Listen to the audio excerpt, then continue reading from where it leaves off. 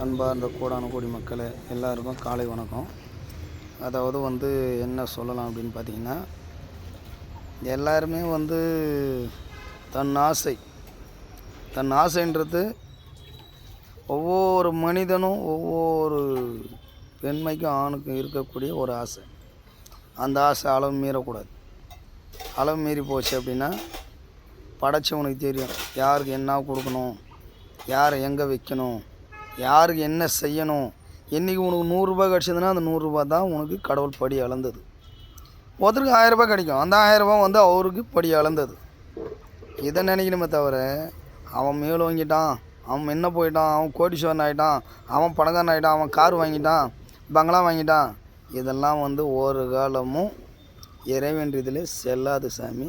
அதே போல் இன்னொன்று சொல்லட்டுமா, இன்னொருத்தனை பழி சொல்கிறது, குறை சொல்கிறது, அவனை அழிச்சிட்டு நம்ம வாழணுன்றது, அதெல்லாம் நம்மளுக்கே திரும்ப வரும். இது சத்தியமான ரீதி. அதே போல் என்றைக்குமே மந்திர உபாசனைன்றது மற்றவன் சொல்லி கொடுத்த மந்திரத்தை நம்ம உபாசனம் பண்ணால் 80% பலிக்காது, 30% தான் பலிக்கும். இந்த மந்திரத்தை நீ தேடி எடுக்கணும். மந்திரம் என்பது எவ்வளோ சித்தர்கள் ரீதியில் எவ்வளோ மந்திரம் கொடுத்துக்கிறாங்க. அதில் நீ எந்த மந்திரம் படித்தாலும் பலிக்கும்.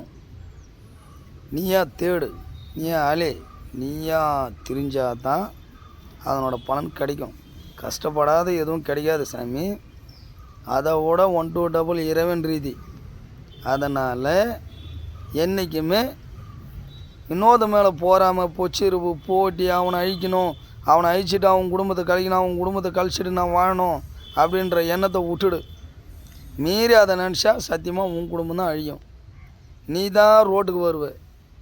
நீ எவனை அழிக்கணுன்றே அவன் மேலும் போய்க்கினே இருப்பான், மேலே போய்க்கினே இருப்பானே தவிர உன்னை கீழே தாழ்த்த மாட்டான். அந்த நினப்பு அவனுக்கு வந்துச்சுன்னு வச்சுக்க, அவன் கீழே வந்துடுவான், நீ மேலே போடுவேன். யோசனை பண்ணி செய்யுங்க. எதுவாக இருந்தாலும் பொறுமை ஓன சாமி. கடவுள் ஒருத்தங்கிறான் மேலே.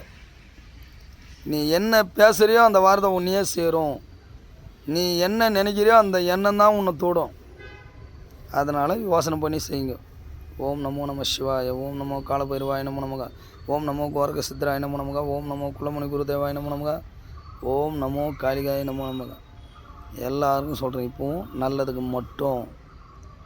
நல்லதை நினைன்னு சொல்ல மாட்டேன், நல்லதை செய். பிச்சைக்காரன் வந்தானே கூட ஒரு ரூபா அவனுக்கு கொடுக்க போவாத, தானமாக சாப்பாடு வாங்கி கொடு. அதை விட புண்ணியம் வேறு எதுவும் கிடைக்கும். அதை விட வாயிலா ஜீவனுக்கு படியாள் நல்லதே நடக்கும். ஓம் நமோ நம சிவாய்.